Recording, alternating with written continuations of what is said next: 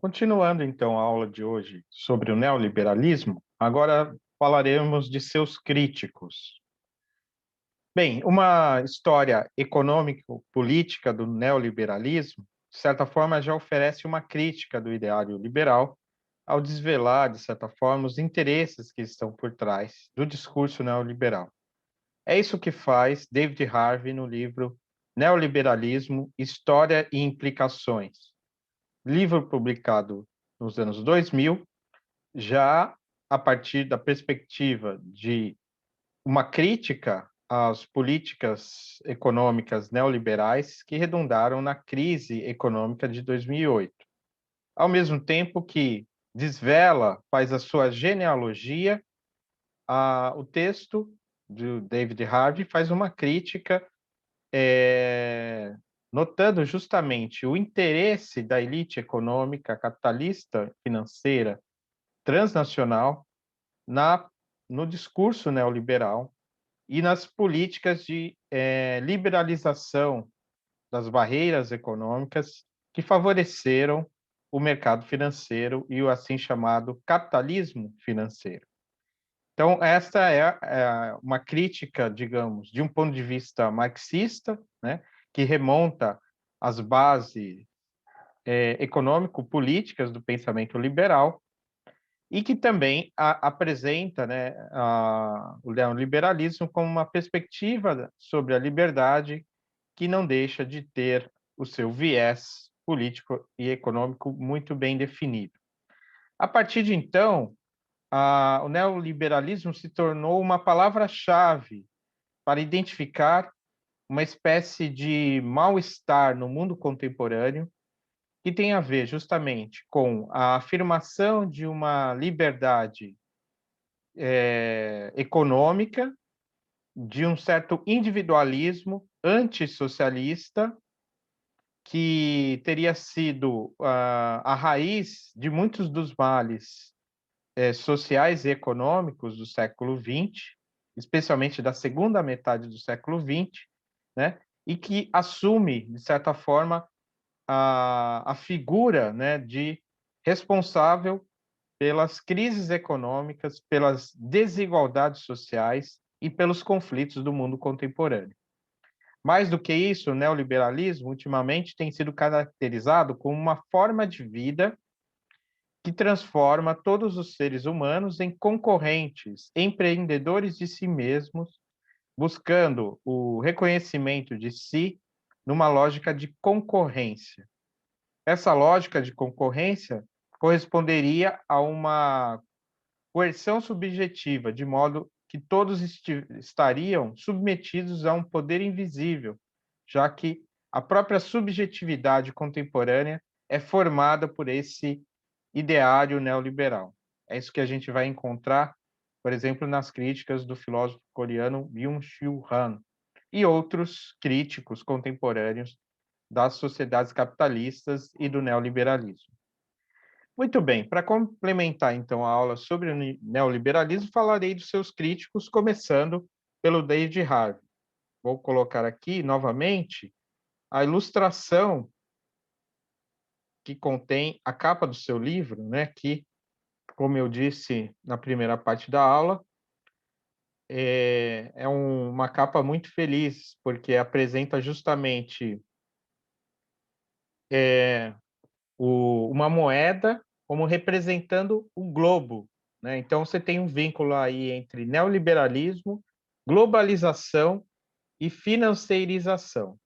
Lembrando que justamente a política econômica ou a teoria econômica que deu origem às ideias consideradas neoliberais é o monetarismo da escola austríaca, que representou um paradigma de políticas econômicas que surgiram após a crise econômica dos anos 70, a chamada crise do petróleo, e que estimulou justamente o surgimento do assim chamado capitalismo financeiro. Bem, nesse livro, o David Harvey apresenta várias implicações da história do neoliberalismo. E então ele fala, né, da ruptura que aconteceu entre os anos 78 e 1980, uma mudança na condução da política econômica em vários países, né? Não apenas no Ocidente, com Thatcher na Inglaterra e depois Ronald Reagan nos Estados Unidos, ou mesmo um experimento neoliberal no Chile de Pinochet na década de 70. A própria China, com Deng Xiaoping, a partir de 78, começa a adotar certas políticas de liberalização que conduzirão a China, né, a ser um país com crescimento econômico digno dos países capitalistas, algo que nós estamos observando ainda hoje.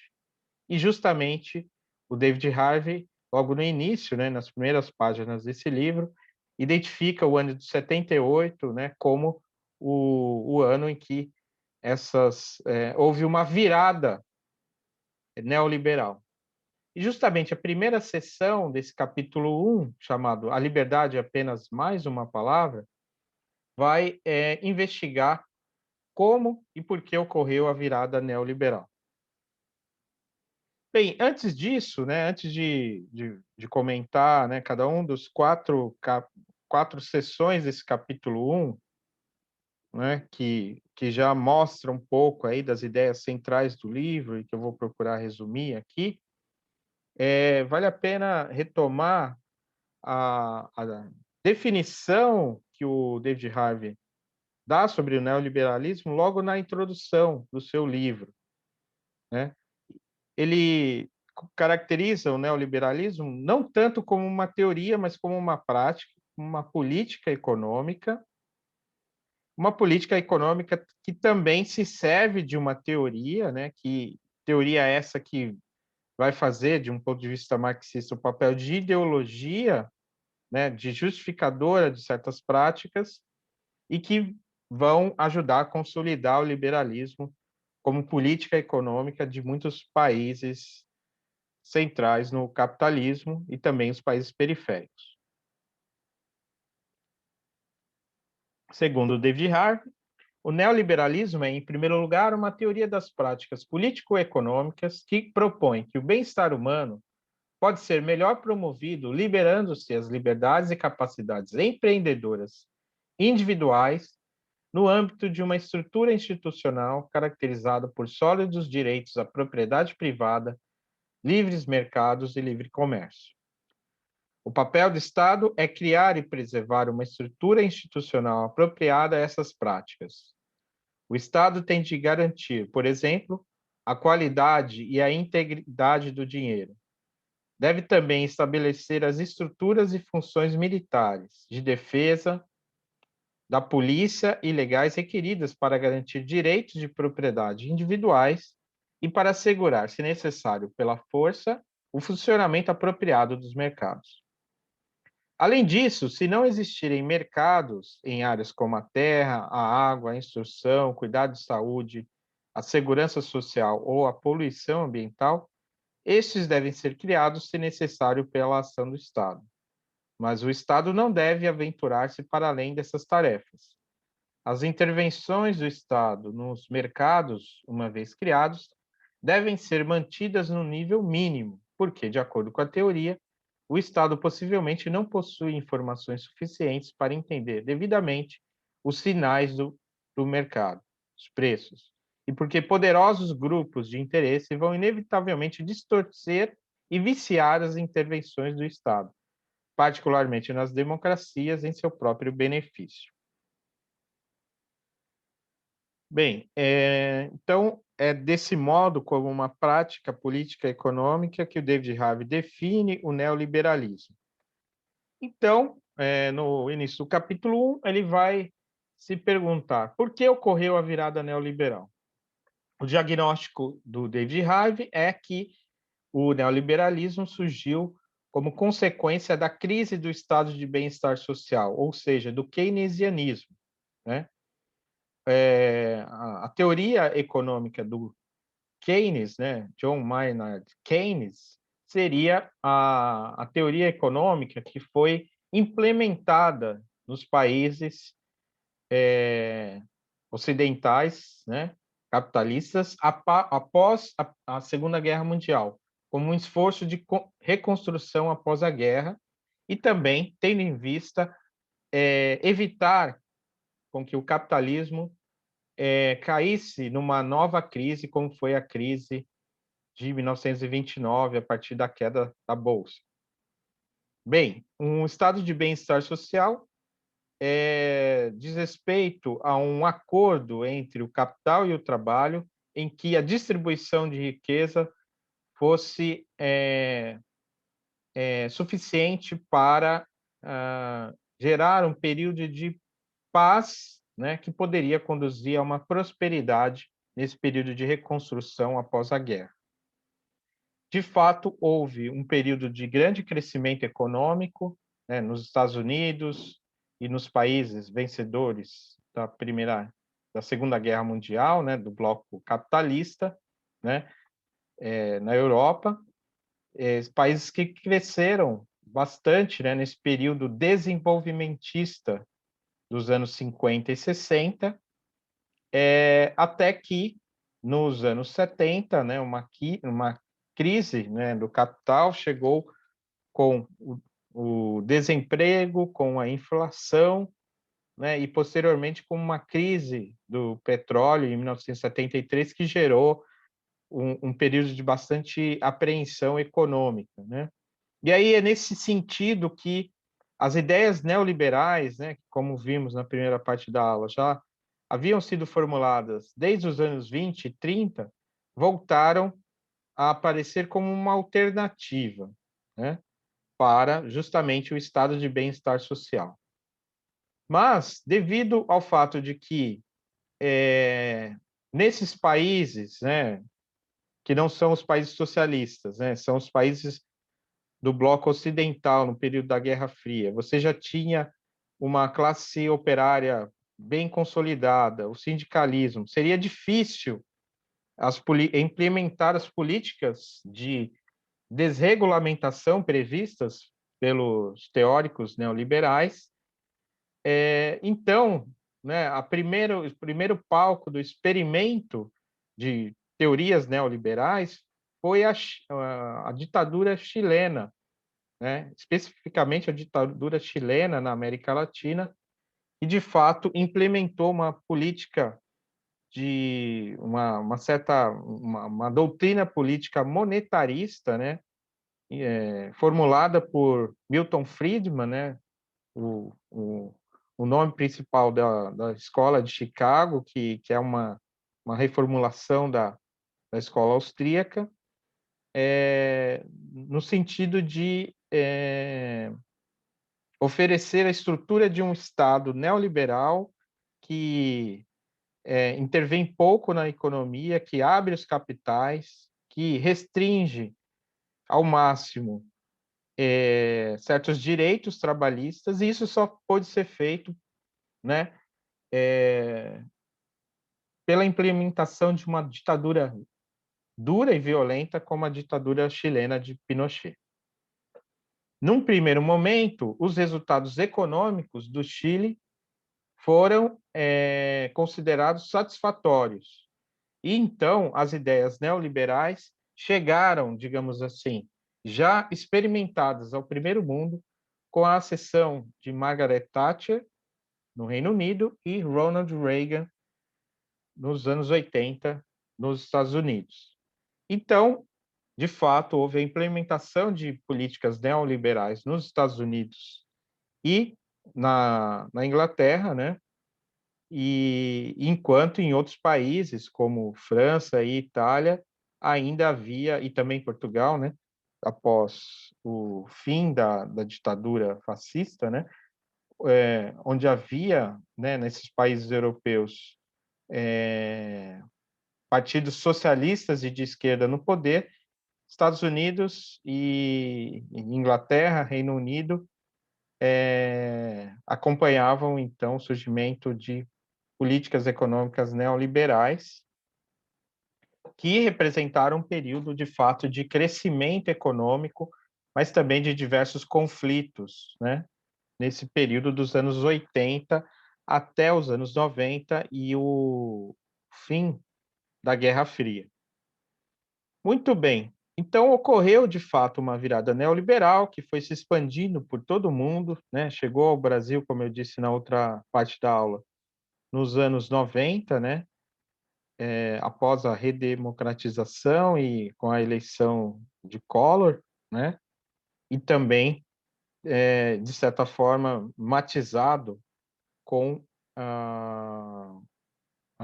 o governo Fernando Henrique.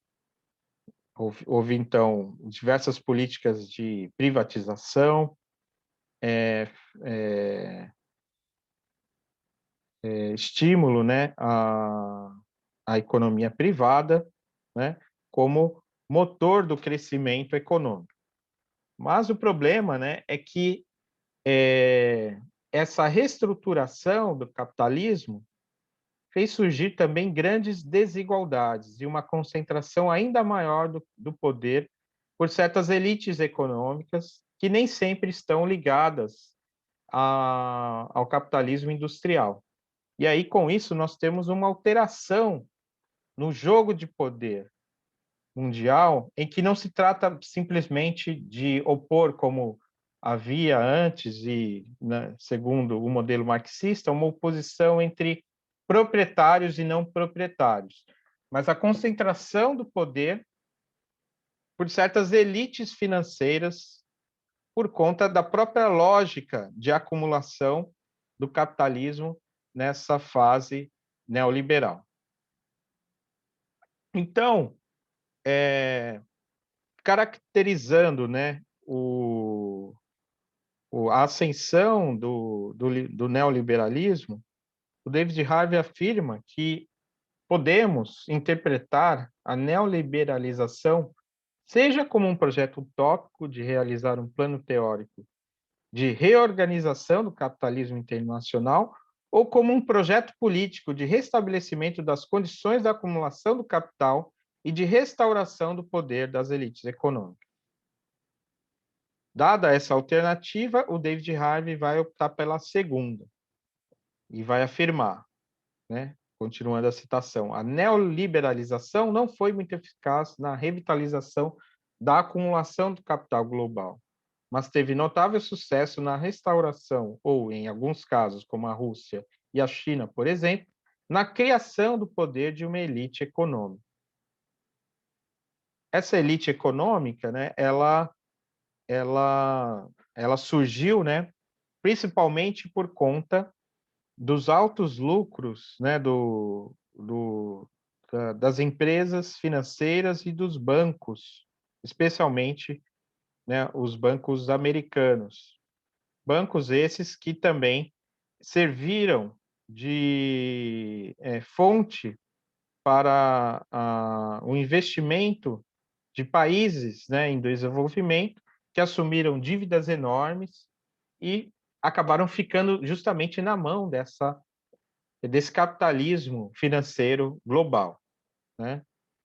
E aí houve também concentração de poder, mesmo em países do bloco oriental, que anteriormente eram socialistas e que passaram a praticar um capitalismo de Estado, né? Mas também com a criação de uma certa elite econômica, né? Já que não há mais, de fato, um socialismo em termos econômicos, mas um nome, né? Como nós temos na China o Partido Comunista Chinês como sendo, né, politicamente o partido dominante, mas você não tem mais uma concentração da riqueza nas mãos do Estado, mas um controle, digamos assim, de uma certa política econômica pelo Estado, né, que, na verdade, representa uma liberalização do poder econômico, né, de forma um pouco paradoxal. Bem, na segunda sessão deste capítulo, o David Harvey vai falar da ascensão da teoria neoliberal lançando, né, em primeiro plano as ideias liberais ou neoliberais que surgiram como a ideologia dessa nova política econômica, ou dessa nova formação, ou nova apresentação, nova expressão do capitalismo global. Como para apresentar, né, a teoria dos autores neoliberais, né, pelos quais nós passamos na primeira parte desta aula, o David Harvey cita uma fala de uma conferência do Friedrich von Hayek na criação da sua sociedade chamada Mont Pelerin Society, né? Uma sociedade que reunia diversos intelectuais liberais em torno dos seus ideais e valores, né? Surgiu que costurou, digamos assim, aquele convênio entre a escola austríaca e a escola de Chicago, mas que tem esse nome, Mont Pelerin Society, por conta do spa nos Alpes suíços, onde esses indivíduos se encontravam. Nesta fala, né, o que diz o Hayek? Eu vou ler para vocês. Ele dizia: os valores centrais da civilização se acham em perigo. Em grandes extensões da superfície da Terra, as condições essenciais da dignidade e da liberdade humanas já desapareceram. Noutras, acham-se sob a constante ameaça do desenvolvimento das atuais tendências políticas. A posição do indivíduo e o grupo autônomo se acham progressivamente solapados por avanços do poder arbitrário. Mesmo o mais precioso bem do homem ocidental, a liberdade de pensamento e de reflexão, encontra-se ameaçado pela disseminação de credos que, reivindicando o privilégio da tolerância quando em posição minoritária, busca apenas galgar uma posição de poder a partir da qual possam suprimir e obliterar todas as concepções que não a sua. O grupo sustenta que esses desenvolvimentos vêm sendo promovidos pela ascensão de uma concepção de história que nega todos os padrões morais absolutos e de teorias que questionam o caráter desejável do regime de direito. Ele sustenta ainda que esses desenvolvimentos vêm sendo promovidos por um declínio da crença na propriedade privada e no mercado competitivo, porque sem o poder e a iniciativa difusos associados a essas instituições, torna-se difícil imaginar uma sociedade em que se possa efetivamente preservar a liberdade. Bem, essa conferência do Hayek está disponível na internet, né? Basta digitar e procurar lá o site, né? Segundo a referência que dá o Harvey, da Mont Pelerin Society, né? Bem, o que nós temos aqui, né, de certa forma, uma formulação resumida, né, daquele credo do Hayek, de que, por um lado, há o valor a ser preservado da liberdade, mas que esse valor vem sendo posto em perigo pelas formas políticas ou pelas tendências políticas atuais, né, aquele caminho da servidão que ele descreveu em sua obra. E um elemento desse perigo é justamente uma certa tendência democrática, uma tendência a distribuir o poder político de modo a ameaçar a liberdade dos indivíduos. Por isso, né, nesse livro e em boa parte da sua obra, o Hayek afirma a prioridade da liberdade em relação à democracia. A liberdade como o principal valor e não a democracia. E muitas vezes até mesmo uma certa oposição entre elas, né? Por isso, né, é, é, é que a tendência política, né, mais predominante da teoria neoliberal acabou sendo uma ligação com o pensamento conservador. Pensamento conservador este que o Hayek quis, né, rejeitar na sua obra A Constituição da Liberdade, o Hayek tenta justamente demonstrar que ele não é um conservador, que pelo contrário, né, a sua filosofia da liberdade, ela se coloca, né, contra o conservadorismo, né? Isso está aqui, né, nessa obra, A Constituição da Liberdade, né, depois de discutir na parte 1 o valor da liberdade, na parte 2 a relação da liberdade com a lei, e na parte 3 desenvolver uma discussão sobre política econômica no Estado previdenciário, né, ele vai oferecer-nos um pós-fácil em que ele afirma por que ele não é um conservador. E tenta justamente mostrar a diferença entre o conservadorismo e o liberalismo, né? Justamente porque o conservadorismo está ligado a certas tradições que o mundo moderno rejeita, justamente porque, em muitos aspectos, o conservadorismo limita, né, a liberdade humana e até mesmo a prática empreendedora, né?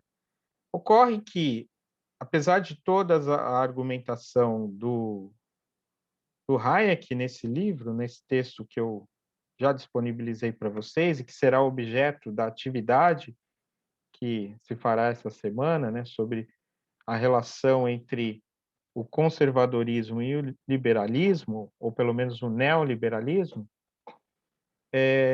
tem sido recorrente, né,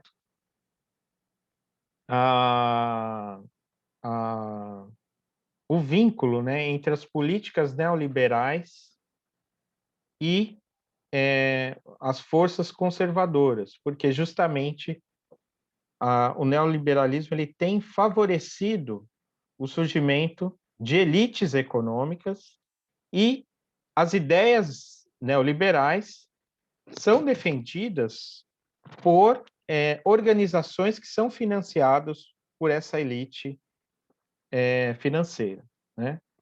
Então, né, é difícil, né, conseguir, e é isso que tenta o Hayek nesse texto, assim como outros teóricos, desvincular o pensamento neoliberal do pensamento conservador, né? Mas justamente críticas como essa, feita neste livro, O Neoliberalismo, História e Implicações, do David Harvey, tenta justamente mostrar ou explicitar, né, esse vínculo. Muito bem, voltamos aqui então, né, à discussão do, do Harvey, né, sobre a ascensão da teoria neoliberal. Segundo o Harvey, há um vínculo, né, entre neoliberalismo e poder. Ele chega a dizer, né, que o neoliberalismo, né, criou novas elites econômicas transnacionais. De que maneira, né? Por quê? Justamente a doutrina econômica que está na base das políticas econômicas neoliberais é o monetarismo, que favorece o capital financeiro, né? O fluxo de capitais, né, que começa a fluir mundialmente sem os entraves outrora colocados pelo estado de bem-estar social, sem grandes taxações, sem grandes limitações. E justamente estimulando, né, o crescimento econômico nessas bases dos países em desenvolvimento que se endividaram, né, por conta justamente desses investimentos, né? Como o dólar era a moeda, né, que é, que era o padrão de medida, né, do valor nessa nova fase do capitalismo, inicialmente, né, foram os bancos americanos, não, norte-americanos, que se valeram e se beneficiaram desse novo modo de crescimento capitalista mundial. E justamente essa globalização, que significa a liberalização desses capitais, gerou elites econômicas não mais ligadas à indústria ou a famílias nacionais, mas a indivíduos, né, que em diversas esferas de atuação conseguiram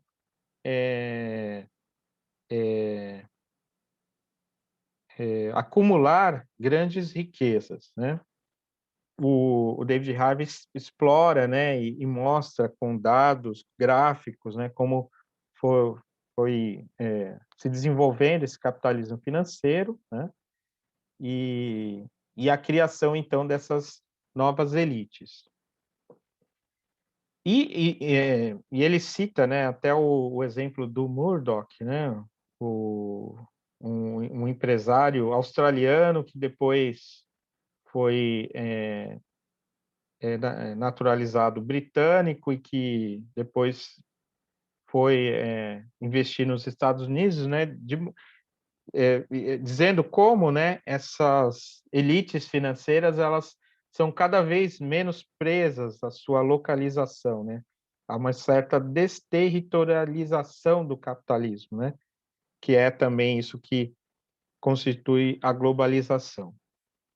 Mas o fundamental, né, é a aquisição desse poder financeiro, né, um poder transnacional que muitas vezes, né, entra em contradição até com o discurso neoliberal, porque ao invés da concorrência nós temos a consolidação de certos monopólios e, embora, né, com algum momento de crescimento econômico e até distribuição de riqueza, no final das contas, uma grande desigualdade e uma grande concentração de renda. Segundo David Harvey, embora esse grupo diversificado de indivíduos incrustado nos mundos corporativo, financeiro, comercial e de desenvolvimento não conspire necessariamente como classe, e embora possa haver frequentes tensões entre eles, há ainda assim entre todos certa convergência de interesses que, de modo geral, reconhece as vantagens e, neste momento, alguns dos riscos a ser obtidas da neoliberalização. E eles também dispõem, mediante organizações como o Fórum Econômico Mundial de Davos, de meios para trocar ideias, firmar associações com líderes políticos e fazer consultas a esses líderes políticos. Eles exercem uma imensa influência sobre os assuntos globais e dispõem de uma liberdade de ação que nem passa perto da que possui qualquer cidadão comum.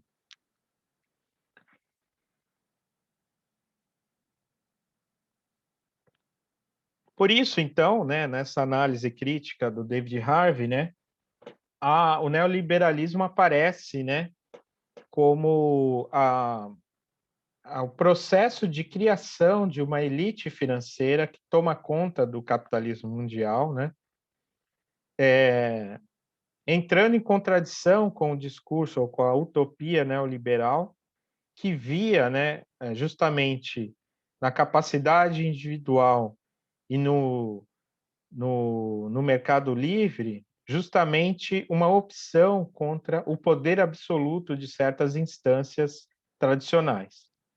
O que nós vemos é justamente uma dialética, segundo Harvey, né, que põe como absolutamente poderosos os detentores desse montante de capital, né, que justamente jogam, né, na geopolítica mundial, né, desempenham na geopolítica mundial um papel fundamental, né, de poder e limitando, portanto, a liberdade dos cidadãos comuns. Bem, por fim, né, na última sessão desse capítulo 1 e é também o título do capítulo, o último capítulo do livro, né, Perspectivas da Liberdade, o David Harvey vai colocar como, né, você tem também um conflito dentro dos próprios teóricos neoliberais a respeito do caminho da sociedade, né, mundial a partir desse ideal de liberdade que foi se degenerando na concepção neoliberal. Então ele cita justamente Karl Polanyi, né, que é um teórico e economista que fazia parte originalmente da Mount Pelerin Society, mas que se torna seu crítico, né? E inicialmente, né, ele compartilha, né, o Polanyi dessa utopia neoliberal, mas depois ele percebe o risco em que ela pode e efetivamente incorreu.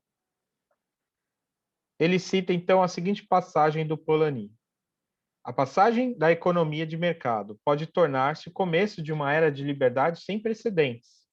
Mais do que em qualquer outra época, podem se ampliar e tornar mais gerais a liberdade jurídica e a liberdade real. A regulação e o controle podem obter liberdade não só para uns poucos, mas para todos. A liberdade não como a concessão de privilégios, maculada na fonte, mas como direito prescritivo que ultrapassa as limitações da esfera política e alcança a organização do próprio tecido social. Assim, antigas liberdades e antigos direitos cívicos se somarão ao fundo de novas liberdades geradas pelo tempo livre e pela segurança que a sociedade industrial oferece a todos. Uma tal sociedade tem condições de ser ao mesmo tempo justa e livre.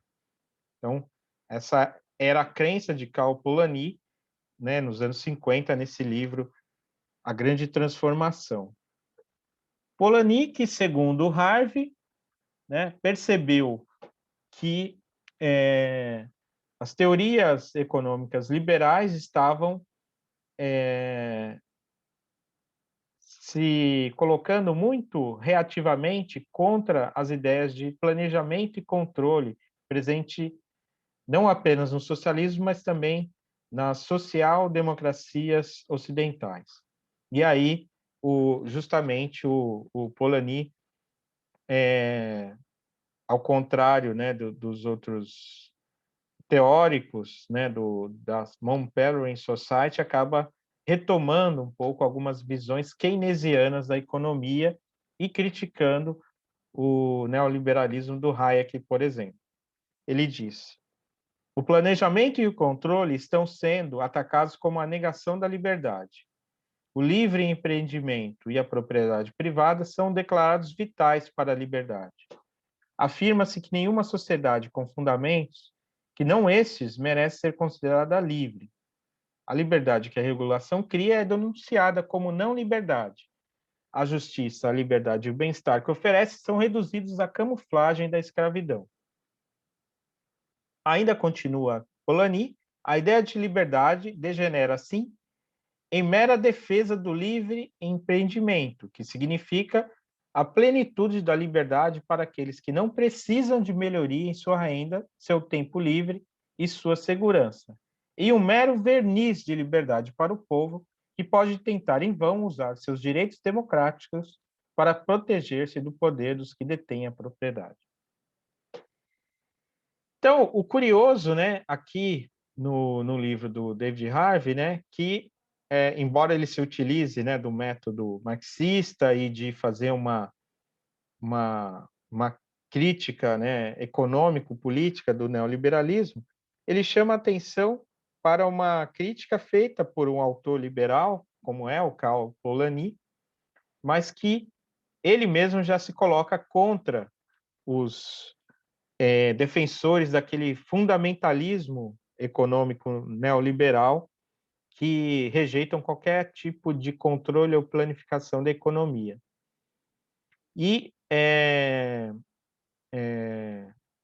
desvela, né, o caráter ideológico da afirmação da liberdade pelos pensadores neoliberais, em que a defesa da liberdade é afirmada apenas para aqueles que não precisam de melhoria em sua renda, né? Enquanto que para o povo resta apenas a esperança de que, com seus direitos democráticos, eles poderiam se proteger do poder daqueles que detêm a propriedade, né? Então, já há dentro mesmo mais uma vez, né, do liberalismo, digamos assim, aqueles que veem no discurso mais fundamentalista neoliberal um problema.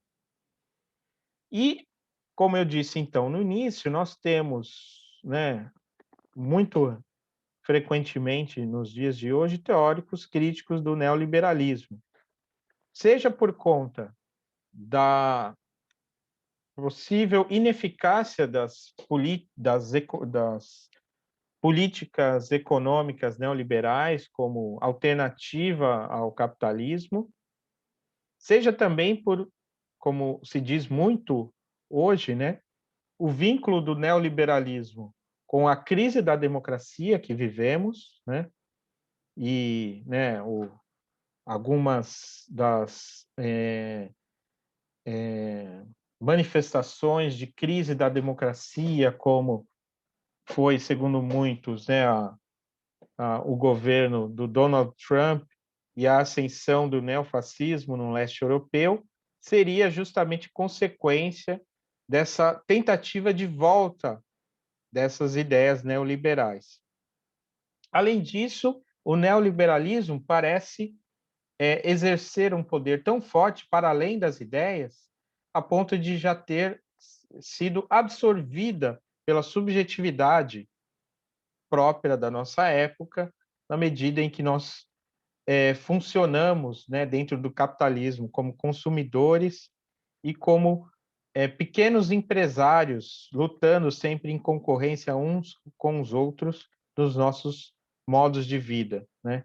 É assim que Byung-Chul Han, por exemplo, nesse livro, Psicopolítica, o neoliberalismo e as novas técnicas de poder, descreve a sociedade moderna.